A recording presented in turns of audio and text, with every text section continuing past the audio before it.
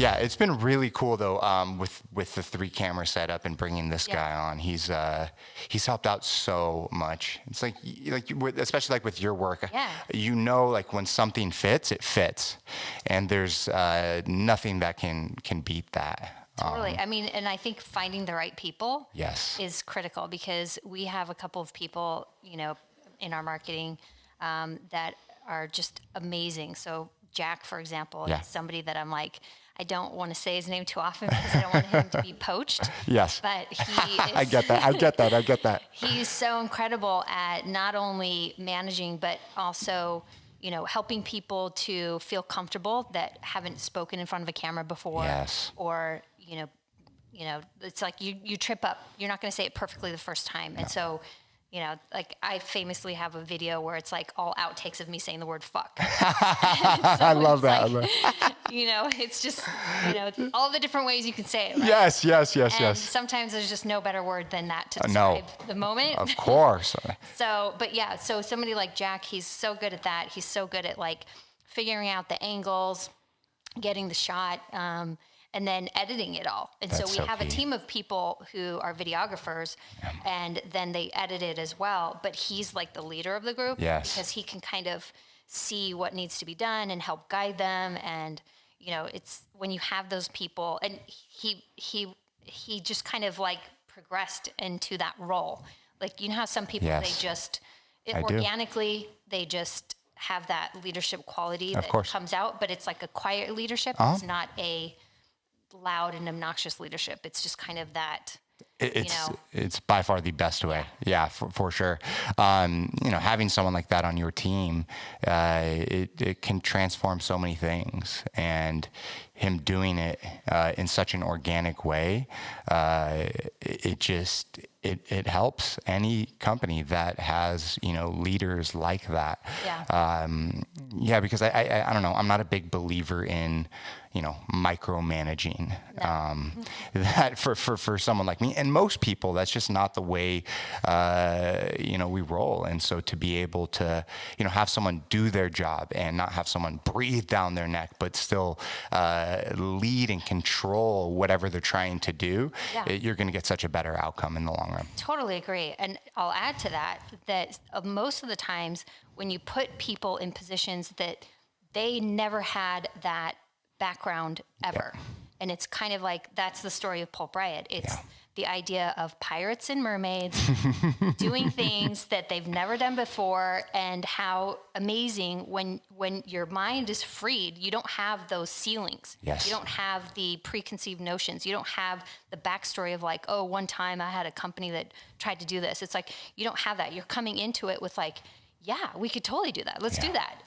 And people who are more about, creating the process, but then also figuring out the ways to do it. I mean, the weird ways of problem solving and how you're able to come to that is like one of the most amazing things. And so to have people, I can't stand it when people come to me with like, oh, I have, this problem, and then they just like throw it on your lap. Yep. And you're like, no, come to me with like, okay, we have this problem, and here's a couple of ideas. What do you think of that? Of course. It's like, that's more like being proactive, and rather just being like, I have a situation, I'm going to throw it on you, and now it's your situation. Of course. It just doesn't make sense, right? No. You want people that are on your team to help find solutions, right? And so when someone does come to you with an issue, if they do just throw it on you compared to having, okay, we can take care of it this way, that way, or the other way, it makes the world of a difference. And, what Pulp Riot has been able to do, it really blows my mind. You guys are a true unicorn, like they say in tech companies. But I feel like we are too. Oh my gosh. I mean? It's like, everything just kind of hit perfectly at the right time. Like digital Instagram was just taking, and all these different things and puzzle pieces that kind of organically came into place. And even just starting with, opening the salon, like that piece, and then the butterfly circus and that piece, and, and then butterfly education that we were doing as well. And then it just all kind of pulled into that. And also going further, it's just like David's experience creating a product company beforehand and the failure of that. My experience coming at it with, being a hairstylist for over 25 years, and just all those things coming together. I mean, it really was the perfect convergence. And I don't know if we would have planned it if it could have actually come to fruition. Oh my gosh, yeah. Because if somebody would have said to me when we opened Butterfly Loft, or when we started Butterfly Circus, or whatever it was, if somebody would have said, oh, you're going to create this, product line, and it's, going to be the fastest growing color line in the history of the beauty industry, I would have told you were a liar. Because yeah, of course. I mean, come on, absolutely. Yeah. It's truly, truly amazing. One thing that I've always wanted to know is like more about you. Like, what is your story? You have a story. Where did you come from? Like, where did you even grow up? Well, I mean, I can give you a Reader's Digest. Let's do it. Let's break into it. We'll go bit by bit. Yeah. Basically, I was born in Hollywood, California. Okay. My father was at UCLA. And then had a job opportunity to go to Santa Barbara, UC Santa Barbara. Nice. And so when I was 6 months old, my family moved to Santa Barbara. And that's pretty much where I grew up. I would say, like, if somebody were asking me, where'd you grow up? I would say Santa Barbara. Nice. And when you say Santa Barbara, it always has this connotation of like, oh, it's like fancy, beachy, rich, like. For sure. I also think party's cool. I don't know. Definitely. Yeah, like Isla Vista. Like Isla Vista for sure, with UCSB for sure. But I understand. Freebirds, burritos. Oh my gosh, it's so good. So good. The Graduate was like a hangout of ours. Anyway, so yeah, it always kind of has this connotation of like being this like so beautiful place, and it really is a beautiful place. But I like, for lack of a better description, I grew up in the poor area of Santa Barbara. Yeah. Oh. A family of 7 kids. I'm one of 7 kids. I'm number 5 of 7. So there's 3 girls and 4 boys, and I'm like the middle girl. Yeah.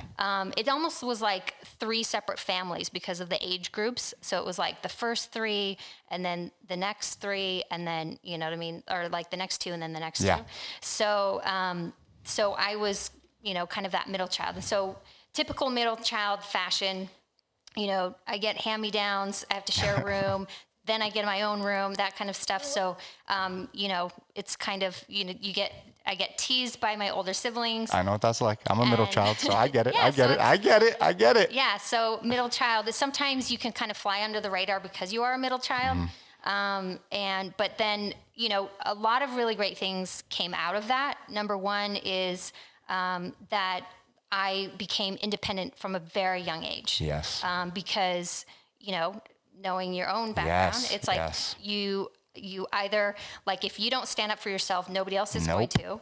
And if you don't do your laundry, no one else is going to do it for you. That is so true. If you don't, take it as part of your responsibility to do your homework, your parents are not going to be pushing you to do it. No. They are busy with so many other things. And so, so I am grateful for that because it did teach me independence from such a young age. It's so important. Yeah. I never really sat back and thought about it, but when they say middle child syndrome, it's so true. It's like every single person that I speak with, it's the same thing. And the independence and the things that you learn through those early years in your life is so pivotal to what it's going to be like in years to come. Growing up, with 7 siblings, what was that like? Because there was 3 of us, but it's one of those things where it's like I didn't know any different. Yeah. So for me, it was normal. I had friends who, were only children, or had one sibling, or had an estranged sibling that was quite older, and they didn't really know them very well. And I enjoyed hanging out with those friends because their houses were a lot quieter than mine. It's so true, right? But because I didn't know any different, it is what it was. Yeah, I get that. And that was the experience that I had. And so there's going to be positive and negatives from it. Positives are there's always something happening at the house. Yeah. There's always people over at the house. Some negatives would be there's always people over at the house. Yeah. And there's always something happening at the house. So both sides. It's both sides. I grew up in a very musical family. Okay. My mother is a professional opera singer, a retired one. So, it was constantly like, my friends would say that my house was like a musical because at any moment somebody would break out in a song, Wow, seriously? Yeah. Do you sing?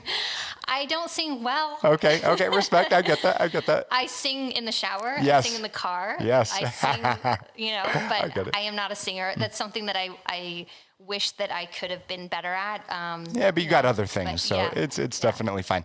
You came from a creative family. A creative family, musical, definitely musical. Yeah. Creative language was big. Wow. My father was born in Argentina. Okay. He's American, but he was born in Argentina, also lived in Brazil. So growing up in my house, it was always full of language, music, and creativity in that way. That was always very important. My parents really wanted all their kids to play a musical instrument, and so I played the harp. Wow. And then I also played the piano. And those are things that I didn't carry throughout my life, but if I put my hands down, I could probably figure out something. That's so cool. Do you ever do that? I don't. I don't come across a harp very often. Yeah, I get that. Yeah. I mean, that was the thing. So many times, people would choose instruments because they were easier to travel with, like a flute, a violin, a guitar. Yes. A harp. Not so much. One of these days when trade shows come back, I'm going to show up with a harp and you're going to play it. There you go. Wouldn't that be a scene? That would definitely, that'd be so cool. I'll play like the Pulp Riot song to it, right? Yes, please do. We'll definitely do that. So, growing up, a lot of stuff going on. What was it like, for you in high school? Was it like, was there ever hair? Like, did you paint? Did you draw? Like, what was your thing? Yeah, high school for me was, I think so many people can relate to feeling a little bit misfit, a little bit out of place. Yes. And, I did find my group. And I was creative, taking language classes, drawing, art, like that kind of thing. And actually in high school, even though, I wasn't a trained hairstylist, I would do my friends' hair. Nice. I would do their hair for dances. We'd do each other's hair. I would cut my friend's hair. It Wow. was so odd. Wow. I remember this one time, my girlfriend, Gina, she broke up with her boyfriend and she was so upset with him, she decided to cut her ponytail off. No way. And she cut it off, and then she calls me in a panic, was like, oh my God, I just cut my ponytail off. Like, you have to come over and fix it. So I went over to her house and I fixed it. Really? I mean, was it better? I don't know. Yeah, but still, she trusted you for some reason. Exactly. So I think I just kind of felt like nobody told me I couldn't do it. Okay. Therefore, I could just do it. That's so important. What you just said, no one told me that I couldn't do it, so I did it, right? There are a lot of people growing up in life where people say you can't do it, right?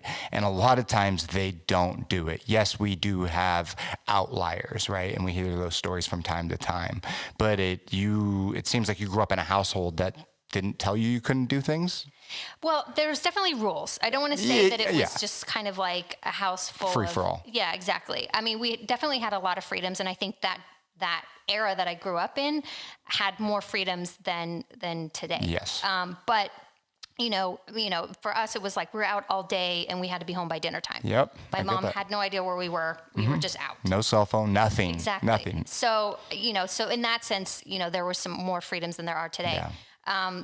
So there was structure, but it wasn't so much that, you can't do this. It was just kind of like, there's so much going on. So nobody told me that you shouldn't be doing that. Yes. Like in that you shouldn't have that capability. Yeah. I will say that my mom she started beauty school right before she met my dad. Oh, wow. And she never finished, but I used to see her cut my dad's hair. And I used to see her cut my brother's hair. And so I think because I saw her do that, and it wasn't great. I'm going to be honest. It really wasn't great. I have a picture of me in 3rd grade where I have bangs that are literally like a step. I love that. Because she would cut my bangs. Yes. And so I think because I saw her do that, I felt like I could do that. Yeah. And because nobody told me that I shouldn't be able to do that at such a young age, I never felt that. Why not? Yeah, definitely. Yeah. You're like a sponge, as a kid, you're just you're a sponge soaking up things. So seeing your mom, cut your dad's hair, and then them telling that you couldn't, it's important to your story and who you are and, where you've become or what you've become. I think though, the biggest thing for me was I had older brothers, and I had an older brother who had a girlfriend named Karen. Okay. And when I was in junior high, Karen went to beauty school, and I just thought that she was the coolest. Okay. I wanted to be like her. She looked cute. She, was doing people's hair. She loved what she did. She always had money, and she just looked like she enjoyed what she did. And so she was the one that I felt like I really wanted to be like her. And she kind of took me under her wing in a sense that she said, Alexis, you're really creative. You should do hair. You could do this. I could see you doing this. I think that you could, go to college and you could do hair and you could have a family and this would be a really great career path for you. So I give a lot of credit to Karen for actually instilling that in me because, my father is a professor. Education is big for him. He has his doctorate. And so for him, it was very much like everybody in the family needs to go to college. You need to get your master's. You need to have, that is super important. Yeah. And so when it came time for me to go to college, like after graduating high school, my parents were like, you need to go to college. And I was like, I don't really want to go to college. I want to go to hair school. Wow. I want to go to cosmetology school. And they were like, okay, well, you can do that after you go to college. Okay. So the deal was go to college first, we'll pay for that, and then we'll pay for your beauty school. And so I went to college 1 year and I dropped out. And I was like, this is not for me. This is not my passion. I'm not into this. Yeah. And my parents were like, okay, that's fine, but you're not holding up your end of the bargain, so we're not going to hold up ours, and we're not going to pay for beauty school. And I said, that's fine. I'll figure out a way and do it myself. And that's exactly what I did. What did you do? What happened? I took out a student loan. Yes. All right. There you go. Yeah. I get that. Yeah. Definitely. That's where your sense of independence comes in. You just grabbed it and you did it, right? Yeah. How old were you at that time? So, let's see, I graduated high school 18, so I was 19. Okay.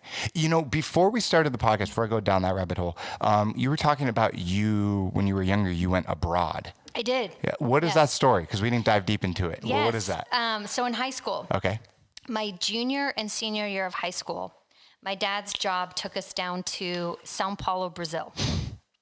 And wow. So at that time, I was the oldest because the others had left the house. Yeah. And so it was myself and my two younger siblings and my mom and dad. And we moved down to Sao Paulo, Brazil. And I went to an American private school there. It was like a K through 12. Okay. And that was one of the most incredible experiences. And because number one, growing up in a house where language was everywhere, it was always Spanish and Portuguese, like people coming into my house, because that's what my dad taught and that's what he spoke. And my mom spoke Portuguese as well. And so I always was around language and, was always taught to treat people with respect. And even if you didn't understand their language or where they came from, you treat them with respect. And the best way to really understand is when you are now put in that situation. Yeah. And you're the outsider. You don't speak that language. And so now you're going into it. And so it was really great to have that eye-opening experience because number one, it gave me the love for travel, the love for other cultures, the open-mindedness of experiencing situations that are new and different and maybe somewhat scary in a sense because it's so foreign and unknown. Mm-hmm. And living in Brazil, I was able to travel all over South America. I went to Bolivia, Uruguay, Paraguay, Argentina, Peru, like all these different places. And at such a young age. And I remember being 16 years old and flying back to Santa Barbara to visit my friends over the summer. I did that whole trip on my own at 16. Yes. Flying from like another country and having to do layovers in other countries and things like that. And it's like, my daughters are 12 and 17 and I can't imagine them doing that. No, not at all. Not at all. And so again, it's that independence and that kind of just, I'm going to do this. Yeah, I'll be fine. No problem. This no fear, naivety. No, of course. That is in some ways so healthy because it doesn't allow you to have those, restrictions or, I don't know, the fear. I mean, that naivety is so good for not having the fear. I mean, that risk and all those things. And these are all themes throughout my whole life. I love that. Independence and risk taking and so forth. So yeah, I lived in Brazil. Fantastic experience. When I graduated high school, moved back to the States, and then that's when I went to college for 1 year and dropped out. I have to say, what you just said about when you were 16 years old and you flying back, how important that was. Because when I was 17, for 3 months, I moved to the East End of London and stayed with my friend's family, all my own, flew there myself, traveled all over, came back myself.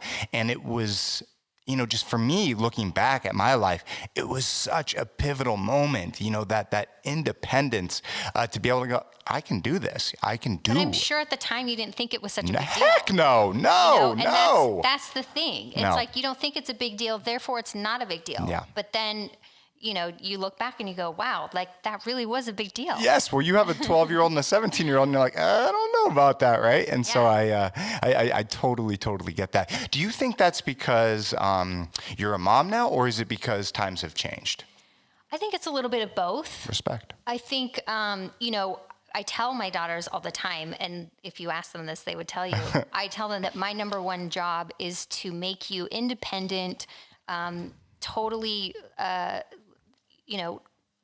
community people. Like, it's kind of like my job is to help you become independent and strong, people who communicate and are able to travel and like contribute to society. Yes. I mean, that's my job. So the whole time with them growing up, I've pushed them into situations to help them become independent, because I think so many times, parents coddle their kids a little too much. 100%. And, we used to see it all the time. Like, we would, walk our kids to school and then stop at the gate, and they would just walk the rest of the way to the classroom. And so many other parents are like, I'm going to walk you to the classroom and I'm going to stand here and be like, Yes. And so it doesn't help. No. And probably when you were a kid too, I would walk to school all the time. I rode 2 miles every single day. Every single day. At 6 years old, I would walk. I did Google Maps, right? And it was 0.3 of a mile. I was like 6 or 7 years old. When I was 11, I would ride my bike 1.7 miles to school and back. You don't see that today. No, you don't. Respect for you doing that. Even that little bit, it's so important. Yeah, it's little things like that. It's little things also where, we have somebody that comes and cleans our house like so many people do. Yeah. They don't touch my kids' rooms. My kids' rooms, they have to clean the bathroom. They do their own laundry. Yes. They have to be in charge of that. And so I tell them, they're like, oh, they understand it now, because I tell them, like, look, you're going to live on your own. You might live with someone else. You might have a roommate. You might have a spouse, something. You will be the worst roommate ever if you don't learn how to clean and how to do your own laundry and clean up after yourself. I mean, it's so important. These are life lessons. They are. That's so cool of you for doing that. And I would hope that people listening to this, really understand and do that for their own kids if they're not already. Your job as a mother is to shape and mold and help them and, create independence and, even if you have your house clean, to have them clean their own rooms, do their own laundry for the rest of their life. When they get older, they're going to look back and be like, wow, that was so smart of my mom. That was so freaking smart. They definitely complain. Of course, they're kids. So would I. But, as an adult now, like I totally get it. Okay, so let's go back to your story, right? You come back, from South America, right? You drop out of school, then you get a student loan to go to cosmetology school. Yes. What was that like? Where did you even go? So right at that time when I dropped out of college, I ended up getting married. Okay. And I got married at age 19 to somebody who I grew up with in Santa Barbara as well. Mm-hmm. And so we got married, and then we moved down to Woodland Hills, and because he had graduated from college for accounting.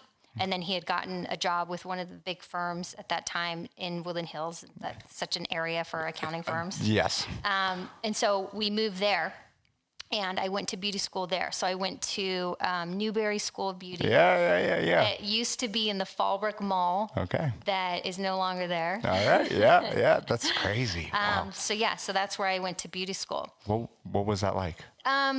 Beauty school, I mean, again, it's kind of one of those things where, it's like you don't really know any different. And so I didn't really, the only different that I knew was college and going to college 1 year. So I loved it. I had a great time in cosmetology school. I was definitely one of those like go-getters. And so I powered through it. So I did the 10-month, like put in my hours, just like power through it. Right. Yeah. Because I just wanted to get in and get out and start doing hair. And so I powered through it, had some, great experiences with that and some great teachers, and then took an assistant job at Allen Edwards Salon. No way! I worked at the Salon. I was an assistant with Claudio and Alan's son.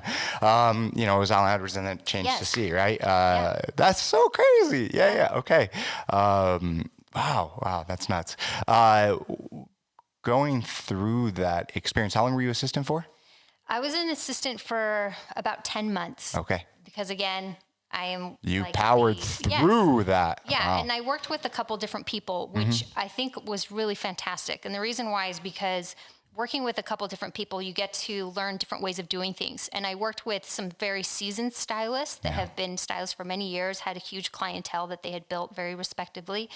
And I had also worked with very young stylists. So for example, I don't know if you know Aubrey Berry, but she is actually a stylist at my salon now, Butterfly Loft. And she was my mentor for a short time before I actually graduated and was able to get a chair at the salon. And so it's a very cool feeling. Yeah. And it's very cool to now have somebody that, was my mentor is now a stylist in our salon. Yeah, it's part of the history, man. It's part of your history. Yeah. Right? Oh, that's amazing. But yeah, I remember, that whole process and going through it, it was like we would have a class and I was the one who was like, I'm going to bring 2 models, or I'm going to bring a live model. You want a mannequin? I'm going to do this, whatever. And so that was just my thing. And I would constantly push, the owner, Paul, to give me a chair. And so finally one day he's like, all right, you can have that chair over there. And it was just very really? This whole time I've been pushing you for this, and it's kind of like, here you go. Yeah, just like go in the corner, there you go. So anticlimactic. Yes. And so, and I just kind of felt like, okay, this is something that I'd worked so hard for, and now it's like a momentous thing. So it's something that I turned consciously at Butterfly Loft into something bigger. So for example, at Butterfly Loft, when somebody goes through an assistant program and they graduate, we make it very special. We take them out to dinner, their mentor or mentors, and have like a small group of about 6 people. We go out to dinner. We go to the same restaurant every time. We go to Pache in Studio City. It's I love that. Such a cool, unique little place. And we give them a box, and inside is a key to the salon with their name on it. Look at you. And it's like, it's a time to celebrate and to not only celebrate this person who has, gone through the program and is now being given a chair at the salon, but it's to celebrate the mentors. Yeah. Because without them, it's like without them giving so much of themselves, without them, helping to nurture and so forth, it's like that person wouldn't be there. And so it's paying homage and respect to the mentors, because I think so many times they do get forgotten, or they don't get the credit that they deserve. Yeah. And so, when we do that, it's really special. And, so every person who has gone through that program at our salon can say that they had that dinner. They can say that they remember it. They can say that about the key, just the whole process of it. It's such a big deal. And so, and because it wasn't a big deal, and I wanted that big deal, I've created it for other people. This is what makes you so different than the rest, right? It's like, you could have taken that situation in your life and it's just like, blah, it is what it is, right? But there's something about it that affected you enough by the time that you became, a salon owner. You're like, I'm going to do this differently. And that's really amazing because it's a huge moment in a stylist's, career, to be able to go through school, to be able to go through the assistant program, and then to finally have their own chair. It's amazing. It's truly amazing. I mean, so many times people think of like stylists get this bad rap. Oh, you're just a hairstylist. It's kind of like you just play with hair all day. It's not a real career. I know that it was certainly for me. My dad and my parents kept telling me, when are you going to go back to school? This whole time as I'm like on this pathway to becoming a stylist and becoming successful, and constantly. And it wasn't until I started mentoring people and having assistants of my own that my parents finally realized, oh, okay, like you do have a career, and you are doing things. And again, it was, such a big deal for me to be able to, at that age of 19, never have to ask my parents for money. Never. It's like that loan, I paid it off. Yes. You know what I mean? Like just being so independent, and then having other siblings,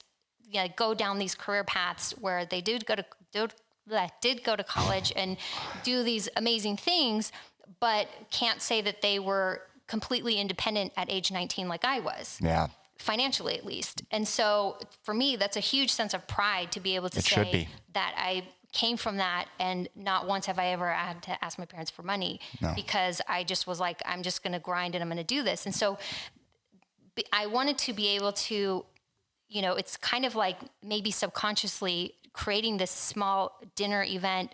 It's kind of like your graduation of college in a sense, where it's like you've gone through this whole thing, and being a hairstylist is a big deal. This is your career path. This is your moment. This is, a special thing, and let's honor that. And we're going to make it special rather than it just be something flippant and people don't really take seriously. Like just creating that special No. I totally get it. And that's why,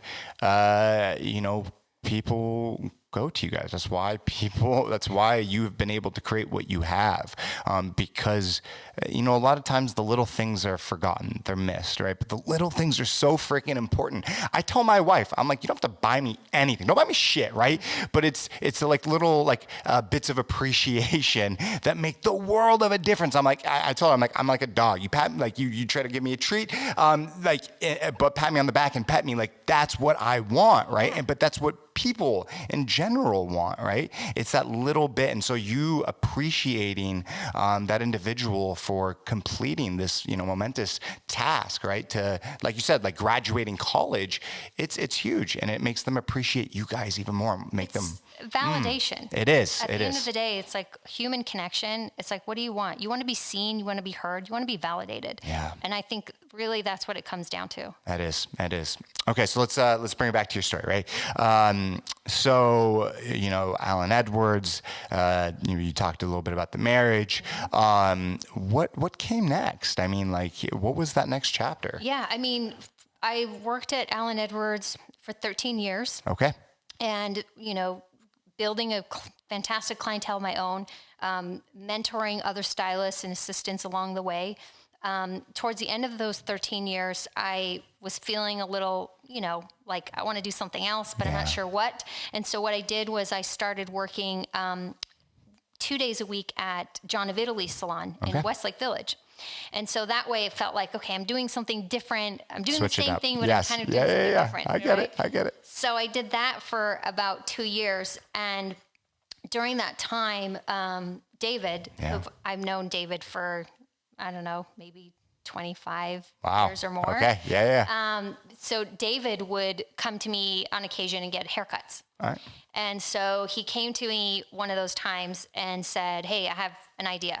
I want to talk to you about something. So I'm like, okay, great. So he said, I want to open a salon in the Encino area, and I want you to be my business partner. I think it would be a perfect fit. What? And so I was like, hell yeah. You're like, yes, yeah. Exactly it. This is the difference, exactly, right? Yeah. Exactly. And so it was just very much like, yeah, that's what I want to do. And so that's what the next year was figuring out where and how and building and all that kind of stuff before finally opening Butterfly Loft. Had you guys even at that point been together? Like you guys were friends? No, we were friends. And the thing is I've known David for 25 years or more. And the way we met was through my ex-husband. Okay. And, and so it's kind of, I get it. It's fine. It's kind of one of those things where you can tell the story in one of two ways. It could be a beautiful love story, or it could be, a marriage ended and another one began. I look at it as a beautiful love story. As it should be, because that's what it is. And the thing is, and I'm not afraid to talk about it because I own it. I love that. And it's nothing to be like ashamed of, because honestly, the truth is that we were friends, and it was, like when you kind of meet people and you just have a great connection. Of course. You chat with them, maybe you go out to dinner or coffee, and it's like conversations are great. You're talking about so many different things. Maybe you're ordering the same foods. You're like, oh, I love that too. Oh, I've been to that country too, or whatever it is. Like there's just like ding, check. Yeah. And it doesn't, and it's like, who cares? If you're attracted to them, they're not. It's not that. It's more of that connection of just a human being. It's human connection. I get that. And that's what we always had. And so it was just kind of this, like, we enjoyed being around each other. Yeah. And so, it's not like he and my ex-husband were best friends. They weren't. They were friendly. And so because of that, we would get together maybe once or twice a year, go out to dinner. Yeah. That's about it. That's it. Yeah. And then when he moved down to LA, I would cut his hair. But then he started managing salons in Orange County, and naturally he started getting his hair cut there. So I didn't see him for a portion of time because of that. And then he started coming back to me when he was like, hey, I want to open the salon, that kind of a thing. And it was perfect timing too, because, again, as I said, I was looking for something different. Yeah. By that time I had 2 young kids. And I think Finley was about 2 years old. Yeah, about 2 years old. Wow. She's my youngest. And at that point as well, like for a while, my marriage wasn't great. Yeah. It just wasn't. And it happens. Yeah. And so it just kind of felt like this is a really great distraction. This is something new. Being able to open a salon, this is something that I feel like I've always wanted to do, but I didn't really have the gumption to do it on my own. So you were born for, my gosh. And so we opened the salon, and it was amazing because everybody was like, hey, you guys look like you're a couple. And we're like, we're not a couple. We just really get along well. Yeah. And also I think because, we had very clearly defined roles when we opened, that it was easier when our relationship blossomed into a romantic relationship, because it wasn't like, a relationship first and then you open a business together. Yeah, no, that usually doesn't work. Yeah, so it's friendship first, open a business, then become a relationship. And so, I love that. My marriage was ending, and that was pretty obvious. And so it was really fantastic one day when David said to me, hey, he's like, okay, we opened Butterfly Loft, we're having success. He's like, I was thinking that maybe we should think about opening a second salon. And I just was like, I can't. My marriage is ending. Yeah. Like, I'm so stressed out right now, blah, blah, blah. And he just was like, oh, okay. You were keeping it all in. Yeah, keeping it all in. Yeah, and so... That's never good. No. And, anyway, so, it was like at that point, marriage ending. And then David was like, oh, okay, actually, I kind of like you. And we do have a connection. And now that things look like that's ending, that there could be a possibility. Okay, let's talk about the possibility. So organic. Exactly. My gosh. And so that's why, I don't feel ashamed of how it happened, because it was, honestly, had it not happened, I can truthfully say that the success and everything that we've happened since that point, we would not have had without each other, because I feel like we're a fiercer team. Dynamic duo, my gosh. Yeah. 110%.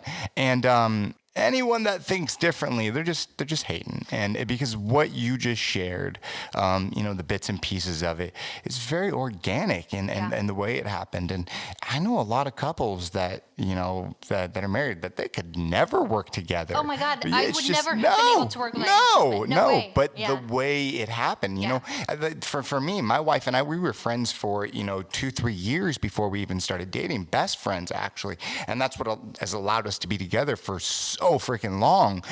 So when you create a friendship, right, and you went all through all these steps, it's has allowed this long-term and this exponential growth. Absolutely. And I think the key too is that we were so careful. It was such a cerebral process. Like people think like, oh, you have the salon, you're probably making out there all the time. No. We were freaked out. We never touched each other for the longest time. Yeah, because it's like business. Yeah, because again, it's like, the owners getting together, like we had so much to lose. We just opened this business. And what if it didn't work out? Yeah. And what if like we start dating each other and then we're like, nah, and then we have to see each other every day? Like it was such a cerebral process in all these people. And so it was like we literally had to talk to people one-on-one, and we were like, this is what's happening, are you okay with this? And the funny thing is, Brock, is like everyone was like, well, duh, you guys look like you should be together. Like it's no big deal, go be together. This is so right. And that was the response that we got from everyone. And so it was just, we were so mindful, and it's not sexy to say that it was cerebral, but that's exactly No, it's more than sexy. It's so beautiful. What everything that you have shared is just truly amazing. And this is what creates long-lasting relationships, especially in a day and age when so many people get married and divorced, right? To be able to have something just grow so organically and just be so mindful of all the steps. And then when it finally gets there, it's like, well, yeah, duh. Look, it just would make sense. Yeah, I mean, I think that's why we decided, because both of us had been married before. When we did get married, we wanted it to be a small and intimate thing, and so we ended up getting married at Butterfly Loft. Oh, really? Really? Okay. With our daughters, it was a surprise wedding. We told people that it was just a dinner party. It was close to Christmas time, so we're like, hey, we're just going to do like this little dinner party at the salon. Please come. And the way we threw everybody off the scent, or so we thought, is we said that you had to come with and share a talent. So it could be, if you can sing a song. If you, can like read a poem. If it's a story, tell a story. If it's whatever it is, like just something. And so that way people would come with something rather than trying to think that this was something else. Yeah. And so we had hired 2 Spanish guitarists. We set the whole place up in candles. Our daughters helped us do that. And the girls greeted everybody at the door and said, surprise, this is a wedding. Here's the invitation. No way. And it was just a small group of 18 people. And it was absolutely perfect. It was beautiful and small and intimate. And, a few of my friends that were there said that this was the best wedding they've ever been to. So that's so cool. It just was fun, and it was the perfect way to celebrate it because it was organic, and that's kind of where our relationship happened. And because, and so that space is very special to us. And so that's why we felt like, all right, let's get married there. That was like the Mecca for you guys. That is like your place. And that's so cool. That is so beautiful. So you guys go through, you guys have, let me ask you, how long you guys been together now? So let's see, we got married December 9th of 2012. Oh, okay. Yeah. 8 years. Yeah. Wow, nice. So after things calm down, right? He comes to you, asks you for, let's open up a second place. Things calm down eventually from that, figure everything out. What was the next step? Like, what happened next? Well, really, when we opened the salon, because I was coming from 2 different salons and a salon down the road, really, we were super mindful, and I was especially, that I didn't want to be poached. I didn't want to be talking about it. I was extremely respectful. I wanted to make sure that I left on the best terms possible. And so I never would talk about opening a salon while I was at work. And when people would approach me, I would say, we can talk about this another time, or text me or call me or something, but I'm not going to talk about it in someone else's business, how I'm opening another business. Yeah, that makes sense. And I never wanted it to be like poaching. So I never asked any stylist, like, please come work for me. I just wanted it to be totally organic, and just like, if they found out I was doing it, fine. If they were interested, they would come and contact me. If they wanted to see it, they would come and see it.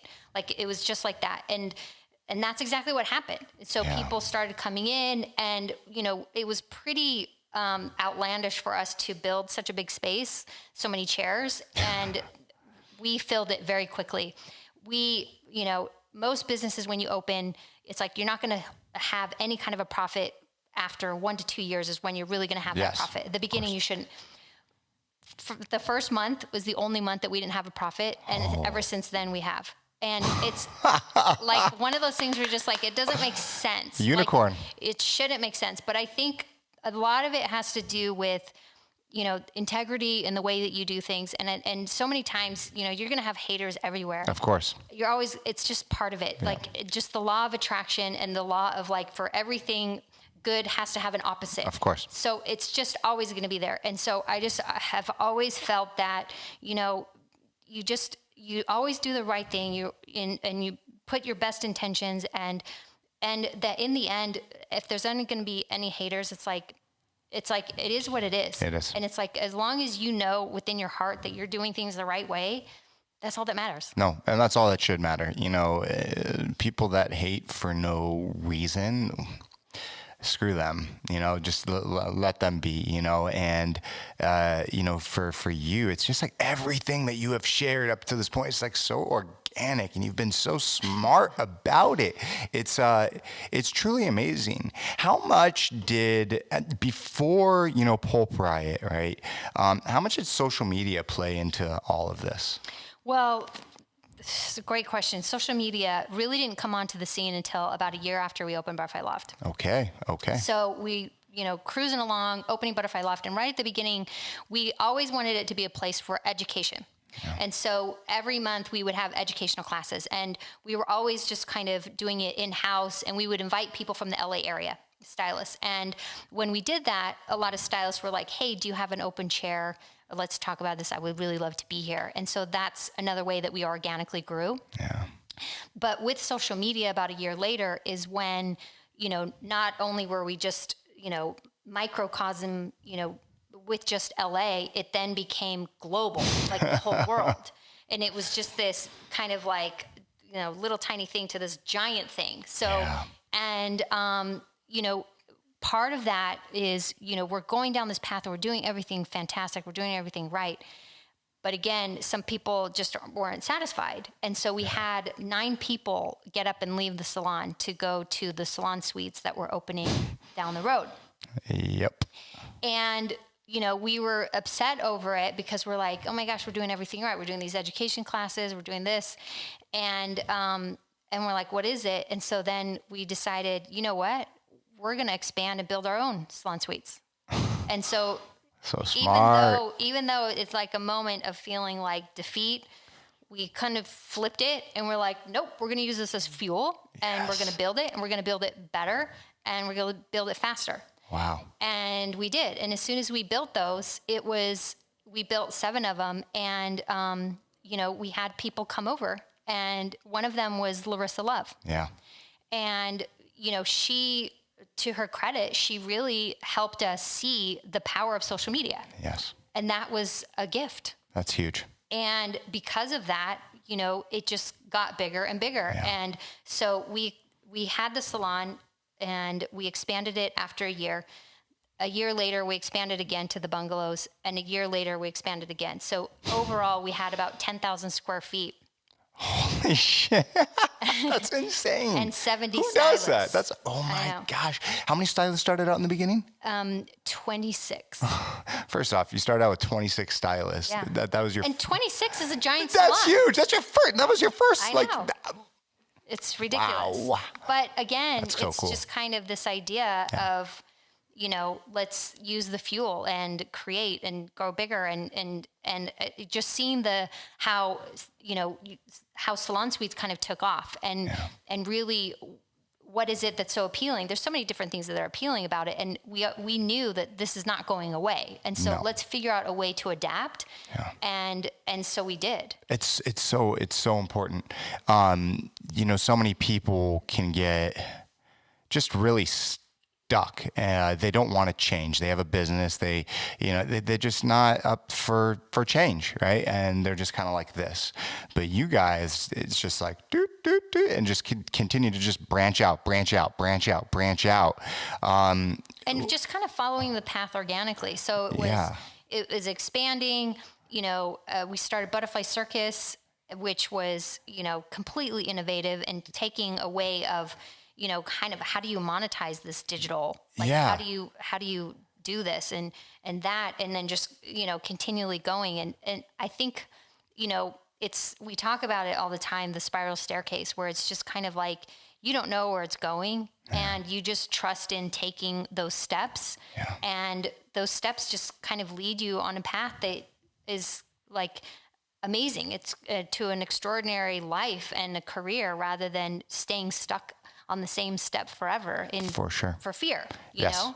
And, there's just so many themes in our life that is like that, and just taking that risk, and what is it that's holding somebody back? Like, is it that bad relationship? Like, what if I would have stayed in that bad relationship? Of course. Like, what kind of example would I be for my kids? What kind of example would I be, just so many different things. Like, David and I wouldn't have been together. Would I have created all these other things? Would he have? I don't know. I do know. The answer is no. Yeah, exactly. The answer is no. So it's kind of just like, just this whole idea of like, taking your life, whatever it is, whatever is holding you back, and just kind of facing it and turning it into fuel. And how do I take something that I'm, afraid of or unsure of, and how do I turn that into something that I'm passionate about and I'm excited about, and is actually taking me on a new journey? Yes, absolutely. You just got to do it. Yeah. You just have to do it. And so many people, they just get so caught up in the BS, and they think about this and that, and this and that, and this and that. And then eventually when the time comes to actually do it, it's like they don't do it, right? But sometimes you just have to do it, right? And as you grow, you learn from your mistakes. It happens, but you can't get stuck. No. And that's what you guys have done so well. Yeah. For you, for example, it's like, did anybody teach you how to do a podcast? No. Did anybody teach you how to, edit and put something up on the internet or whatever? No. No, you figure it out. Yes. It's like, if you want to do something, you figure it out. Yeah. Things fall into place. Then you find somebody who can help with videography. Yes. All these kinds of things. You find people who are smarter than you and more capable in that area, so you can turn your head off and know that it's just going to get done. Yes. It's all these things where, it's just this idea of, I truly believe in it. I believe in the law of attraction. I have it tattooed on my arm. I believe in the sense that if you, the more you talk about things and the more that you put it out there, things will come into place, and people will come into place, and opportunities will come into place because you're putting it out there. But if you're not putting it out there, how is it going to be attracted to you? No, it's not. And so it's really, there's like so many books I've read on it. There's so many interviews I read on it, and it's like, I just believe that to my core, that you have to talk about it. You don't keep it, close to you. You have to talk about it. You have to do it, because that's what brings those opportunities and those moments to you that you wouldn't have. No, I believe that wholeheartedly. With everything that I do in my life, I talk about it all the time. The law of attraction is real. If you want something bad enough, you can do it. Anyone can do it, right? It's just that a lot of people just kind of get stuck in the daily monotony of just life. I think the hardest step is taking that first step. Yep. And, once you take that first step, whatever it is, like, it's like, okay, you want to do a podcast. What's the first thing you're going to do? You're going to start listening to podcasts. Yep. How do they do this? Or whatever it is. It's like that first step. I think so many times people are just fearful of that one thing. It's like, I always tell my kids, like, what's the worst thing that could happen? Go to that place. What's the very worst thing that could happen? Go to that place, allow you to see that the worst thing that could happen really isn't that bad. No. So then it allows you to just go forward and do it. 100%. Not be so afraid. No, and failure, right? For me, and I'm sure for you in your life, it's like some of my biggest failures. I have taken so much from it and learned, and it's made me a better me. And if it wasn't for these situations in my life, I wouldn't be where I am today. I know that for a fact. There's a book I recently read called Born a Crime. Okay. By Trevor Noah. Oh, yeah. The most fantastic book, and he writes this page, and I screenshotted it because it is so spot on, where he talks about that regret is not an answer, but failure is, and how you don't want to live your life in this like no answer. Like, at least if you fail, that's your answer. Yes. At least you tried. And that with regret, it's always living in the what if, why didn't I do that? What could have happened? What could have been? Yeah. And so to me, that's just so powerful. It's just the idea of like, you know, if you go forward and you fail, that's an answer. You go forward, you succeed, that's an answer. If you don't go forward, you're never going to get anywhere. Exactly. You're never going to get anywhere. And that's just kind of how life works, you know? And it's like, I don't know, I look at it sometimes as like baby steps. You might get a failure, right? But then the next one might be a win, and the next one might be a win, and the next one might be a failure.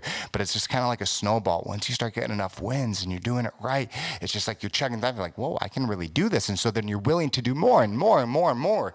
And that's like you guys. It's like, you know, the Butterfly Loft, and then eventually to Butterfly Circus, and then Pulp, Riot, and then all the things in between there. It's truly amazing.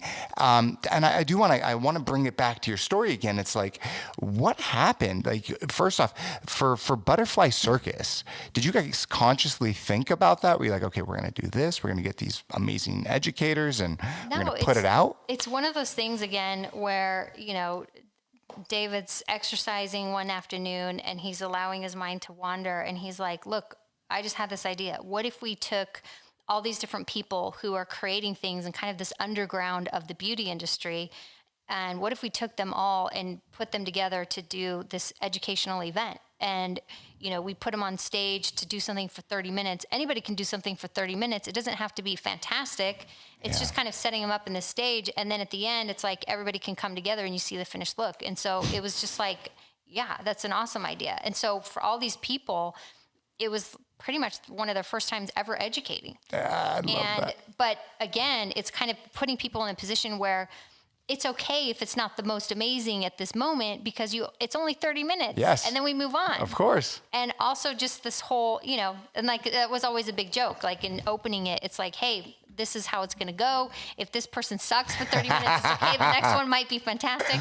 You know, it's just kind of like that whole thing. It's raw and real. Yeah, exactly. So it went from there, and kind of, you know, that was super organic. And then working with these people that, you know, the beauty industry didn't know anything about, and being able to move fast and quick and figure out how to do things and sell tickets on Eventbrite, and, you know, just all these things, and creating all these things that had never been done before. Number one, nobody had ever posted at the same time ever before.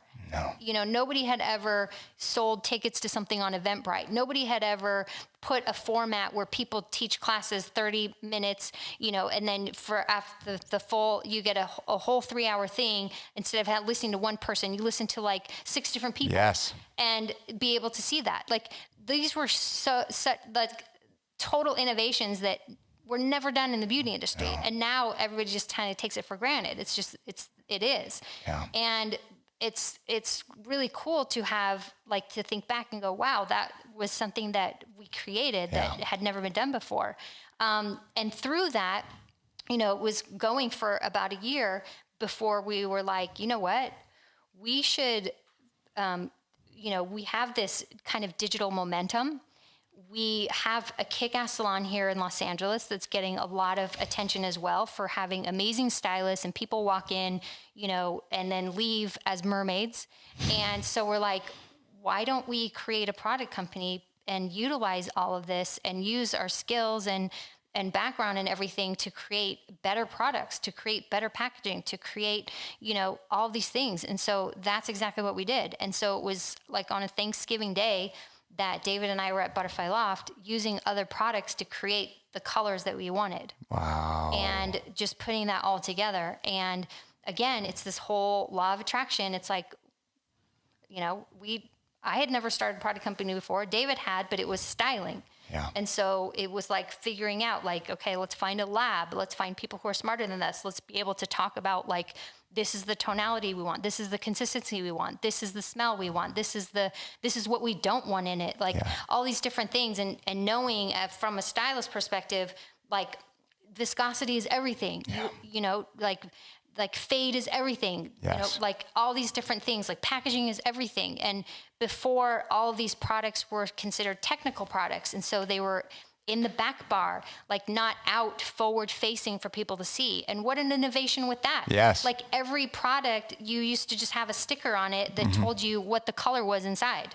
And like, oh my gosh, we use it as a canvas, and it's like artistry and treating stylists like artists, just like from the beginning of like, this is a big deal. This isn't like some, random side, career. This is like your passion. It's real. This is real. And so it's really creating that and celebrating that and creating things that, the packaging, especially, like people are excited about. Like we have all the packaging out front facing at Butterfly Loft when you walk in.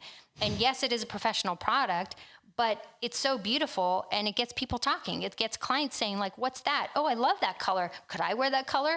Or, it's all those things that it's celebrating the artistry and everything. And you guys do that well. That's really, and also celebrating other artistic ways. So for example, on all of our semi-permanent boxes, it's all street art.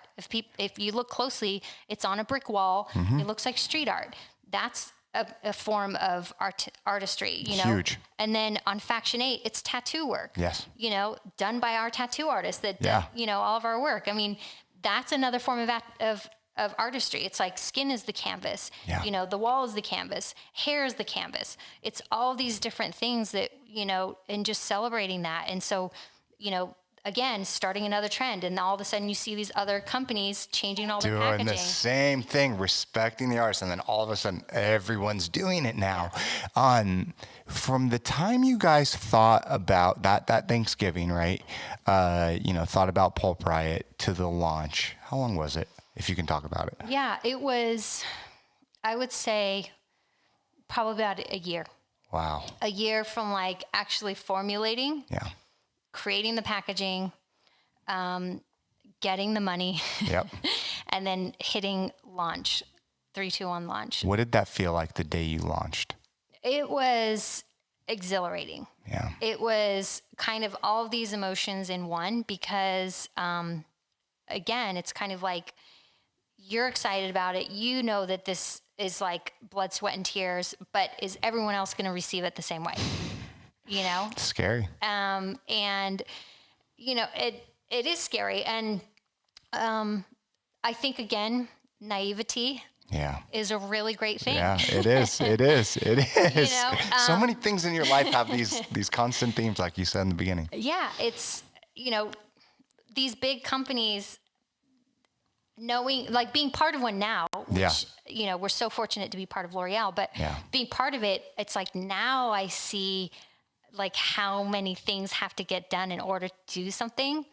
And so it's interesting thinking like we were so naive and in such a good way to be able to create something, do it well, do it right with the right regulations, do like all these different things, get it right, like so many different things. And it was just us. Yeah. And like, and we had hired Tyler and he was the very first hire, and thank God for Tyler. Yes. Like, shout out to Turner. Oh my gosh. He like,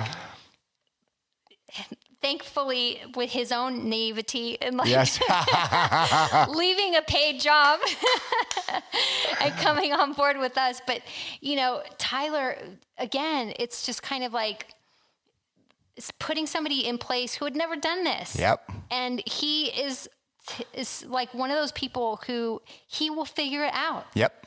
It doesn't matter what it is. Like he will figure it out. If you told him like you need to go give surgery to that person, he's going to figure it out. He's going to study his ass off. He's going to figure it out. He is the reason that like my wife is the reason the podcast started. I guess she bought me the podcast equipment for Christmas, right? But I was like on the edge about it, and he's like, Brock, just fucking do it. Yes. And that's like my motto now in life. Just fucking do it. Yes. And it's because of Tyler. He's my best friend in the entire world, and I'm so proud of him. And I love hearing this too. Honestly, he was able to take the crazy vision and be able to do all those things. He was able to like just getting up and running, getting the website going, getting like the whole, point of sale and like all this kind of stuff that it's like, he just was able to figure it out. And because of him, we were able to push launch and go on that day. Exactly. And like, we didn't even have offices. We were just working out of, the Salon or, WeWork or something like that. It was so just like, it's like that. Like if we could have worked in a garage, we probably would have. Yeah, exactly. I mean, that's how Amazon started, right? But that's what's so amazing about you guys, and to be able to do it in, like you said, a year, right? That's just insanity. When it launched and you guys started getting the feedback that you did, and you saw, just the wave coming, what was that like mentally? Because that had to be just, I mean, you had a lot of wins in your life, but this was like, extremely validating, right? I mean, anytime you put your artistic thing out there, it's like, okay, like it's like a little bit of fear when you put it out there, but when you get that kind of a reaction, it's like an overwhelming, like, oh my gosh, like this is amazing. I can't believe like that everybody is really loving something that we created. I mean, that's an incredible thing. And not just here in the US, it's like globally, you're like, holy shit. Like people in Russia know us, people in Canada know us, like people in, I mean, it's like insane. Like all these different countries that we've been to and go to, and to see the, everything that's happened, it blows my mind. Like so many times, like I stop and think about it. I'm like, this is insane. Like this shouldn't be, but it is. And to have that kind of reaction, I mean, from a personal level, obviously, like everything is created for me. Like every product, it's like it's like giving birth. It's literally from the packaging, from the actual product, testing it, having my stylist test it as well, giving me feedback, creating the artwork, working with the artist on creating the packaging, going through like so many different things, like everything. And then finally it's here. And it literally does feel like giving birth. But then you don't have to deal with the crying baby. That's so cool. But you do have the sleepless nights. Oh, I don't doubt it. So you guys launched, you guys just started kicking ass. What was next? I mean, before you guys, everything with L'Oreal, how long was that in between? Again, it's a rocket ship, because from the time we launched to the time that we sold to L'Oreal was so short. I mean, it was 23 months. Gosh. So 23 months, it's just a month shy of being 2 years. 2 years. Which is insane. And, we had conversations with them even a year before that. And it was too soon. We had conversations with other people who were interested. But we just felt like, not the right time. And also, when you create something, it's hard to make sure that it's going to be in the hands of people who are going to take care of it as well as you do. And I think ultimately with L'Oreal, that's why we felt like they were the best fit, because they made us promises at the beginning. They made us promises of like, you're still going to run the company, you're still going to do product creation and be charged of that's your vision. You're going to stay in Los Angeles. Everybody that's on your team will stay on your team. Like all these different things, and keeping these promises. And so to their credit, they've held up to it. And I think that is the reason why we felt like they were the best fit. And, no other, honestly, I feel like no other brand in the beauty industry right now still has the founders running it. Like I can't really think of one, like since it, like if they've sold it, for example. And I think that's so unique to be able to have that. And also, I don't know of anybody who's running like a professional beauty company who actually is a hairstylist and owns a salon. I don't either. To have that perspective. And if there is somebody out there, I apologize. Please, I would love to know. But I feel like myself personally is an anomaly. Like there's, oh my gosh, like a lot of these companies may have started that way. But for me, it's like to have that perspective of being a stylist, being a salon owner, and being able to create products for stylists and understanding like little nuances. For example, just the smallest thing, like when you're a busy stylist, you don't want to have to grab a whisk to mix up your permanent color. No. Because number one, it's another step. Number two, it's another thing you have to wash. Yes. But if you can just mix it with your tint bowl, like you measure it, you're walking to your client, mixing it in your bowl, and then you're ready to go by the time you stand over there. I mean, you're shaving off seconds, but in a busy salon, it's a big deal. Yes.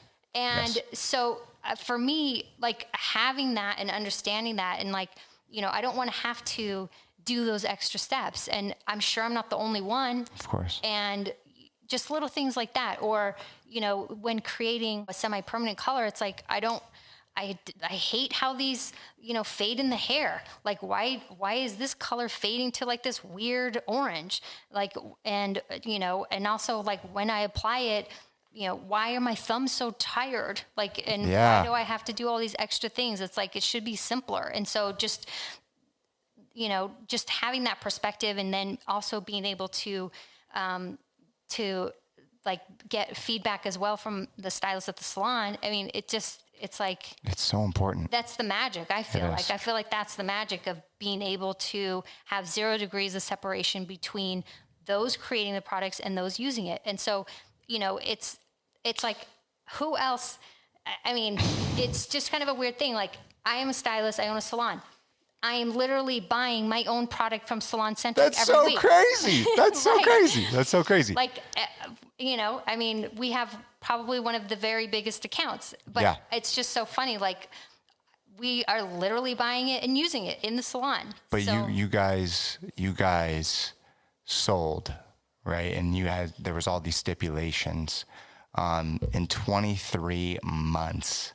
That all in itself is so crazy. When you guys sold, looking back at that moment, what did that feel like, if you don't mind me asking? It was very bizarre. I was in, both David and I were doing a tour in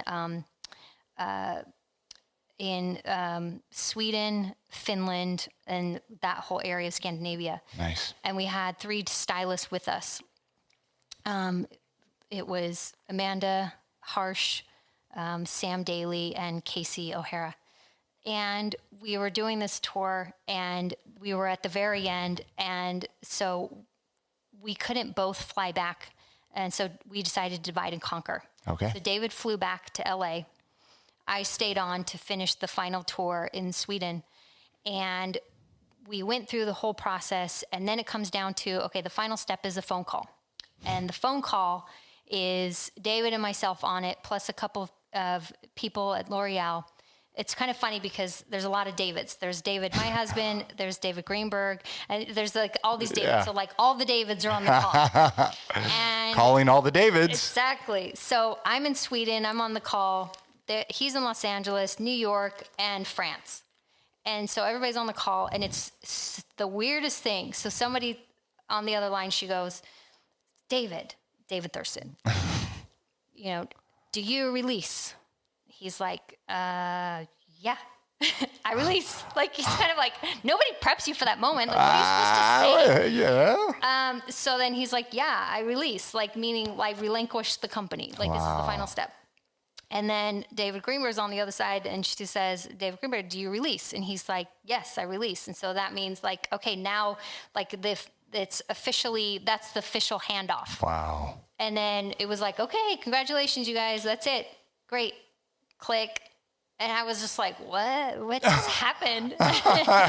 And David's like, same thing. So I immediately like called his cell, and I was like, and he's like, yeah, I don't, like, it was so, like, you're just so speechless because you're like, it's all this thing, and you're going through all this paperwork and so much stuff and everything.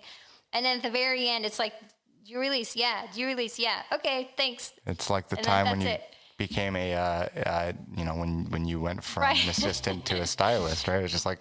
But it's kind of, I mean, maybe that's just how it's done. I guess that's how it's done. But it just was such a weird thing. And so, you know, I'm they're in Sweden and he's in Los Angeles. And so it's like one of those moments where it's like the only thing you want to do is be together. Yeah, of course. And you can't. Ah. And, time zones and everything. Yes. And so David walked down to go get a sandwich and sat by himself at Jersey Mike's to eat a sandwich.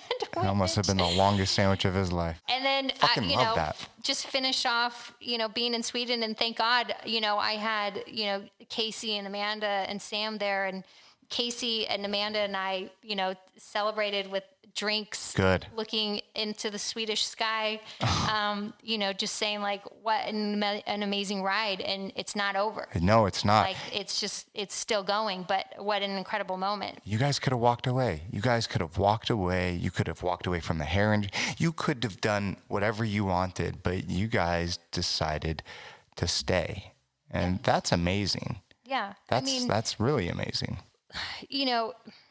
Again, it's kind of one of those things where L'Oreal made promises to us and we felt like, like if we're going to have those promises, then we're going to continue on and continue growing and seeing what we can do with this company and what we can do for artists. Because again, what we've been able to do is, yes, it's something for us, but really Pulp Riot is the artist brand. And so many lives were changed. I mean, artists who helped us build the company got money from the sell. And I don't think any other company has done that. I mean, like David and I literally were like, you helped build this. Like, I know what you guys did for Tyler. Yes. Like, I mean, it's just amazing. It's like this, you deserve this. Like it's kind of, and not only that, but just also being able to help people take their lives from ordinary to extraordinary and like being able to travel. I mean, I just named 3 stylists who have traveled the world with us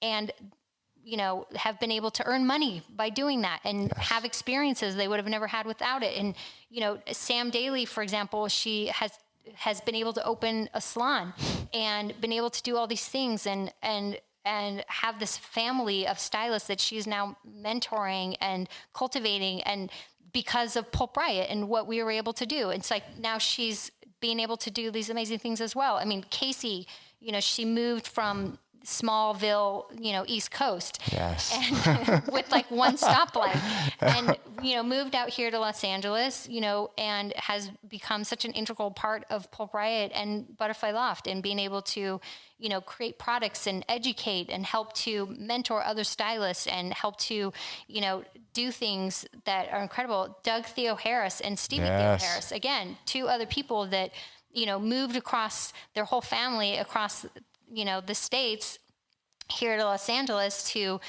be part of this vision that we were doing. I mean, it's amazing. Like just so many different things. And there's so many people that, again, it's like the people that come into your life that, maybe are smarter than you and better than you in certain areas that help to contribute. But again, none of these people like Stevie Theo Harris, she's the vice president of marketing. She is a salon rat. She grew up in her dad's salon, running that salon. She didn't go to school for marketing and all this kind of stuff. I mean, that's not her background, but she, again, it's just, she was doing cool things and she's another person who can figure it out. And she, has been able to create all these really great things. And now we have a bigger marketing team that she manages because of it. Doug Theo Harris started out sweeping hair for us at Butterfly Circus shows. And now he's our director of education. It's all of these different things and bringing people into, our world that help to, not only bring the vision further, but help to protect it and cultivate it and also make sure that, that it stays true to the core values. I love that. You guys have just, fostered such an amazing, community and team and culture unlike anything else. And it's, it's also great is that it's not all about you, right? It's about the team. And it's like now you have this big family of your own, not only your immediate family, but, your team, right? And everyone that you just mentioned. And your whole story just has these, repeating themes, ongoing, which is, it's just mind blowing, and really, as we kind of like start to wrap this up, if you can talk about it, what is next for you in the future? Is there anything else that you want to do? That's a great question. I think, especially during COVID, you have this, like, you're kind of forced into this situation where you have more time to think. Yes. You have more time to think on your own, think about what you want, what else you want to do, because obviously, life doesn't end at age 45, which I am, but, and just kind of thinking about, like, what else do I want for the salon? What else do I want for Pulp Riot? What else do I want for my family? Like, all those different things. And definitely a lot of introspection. I think, really probably the biggest thing is just giving myself time, and time to think. And I don't have it all figured out, but I do know that I enjoy having more time, because again, this has been such a big rocket ship. Yeah. And, so grateful, so incredibly grateful for that. But also it's kind of like giving myself permission to, okay, now I'll just slow down a little bit. I'm just going to breathe a little bit and be able to take a little bit time for myself to reflect on, what do I want next? What do I want to create? And I think I'm getting close to it, but I'm not ready to talk about it. No, that's all good. That's all good. Right now is there is a lot going on in the world, and but with every negative, there's a positive, and it does give time for people to reflect more and spend more time with family, and just kind of with everything that you have had, in your past, whatever your future holds, for you personally, I know it's going to be very special and amazing. And I want to thank you from the bottom of my heart, for allowing Daniel and myself, to, come here and do this podcast and, share parts of your story. And you've just been such an inspiration to so many people. You and David, it's a real honor, and I look forward to the future. Thank you so much. This has been a real treat. It's been a long time, like, trying to get it coordinated. Yeah. So I appreciate your patience on your end as well. And I am excited for the future. I'm always excited and optimistic for the future. And I think, if anything, I feel like Pulp Riot and us, and David and I specifically, one of the biggest things that I think for us is pivoting, and being able to pivot. And with this, I feel like so many positive things have come out of it. And that we'll just continue to be able to pivot and be able to create amazing things. Yeah, absolutely. Thank you again. And thank you. Absolutely. And keep on pivoting. And, so many people, a lot of times you just can't, focus on the negative. You have to focus on the positive, and you have to push. And life's a struggle sometimes. But if you continue to push and you have that grind, anything's possible. And your story is a true testament that if you want something bad enough, anything is possible. Very true. I definitely agree with that. Yeah. All right. Thank you so much, Alexis. Thank you. Have a good night, people. Peace out. I want to thank you guys so much for watching. To subscribe to the podcast, hit the logo right there. And to watch more content, hit the bad boy right there. Thank you. Have a good one. Peace out.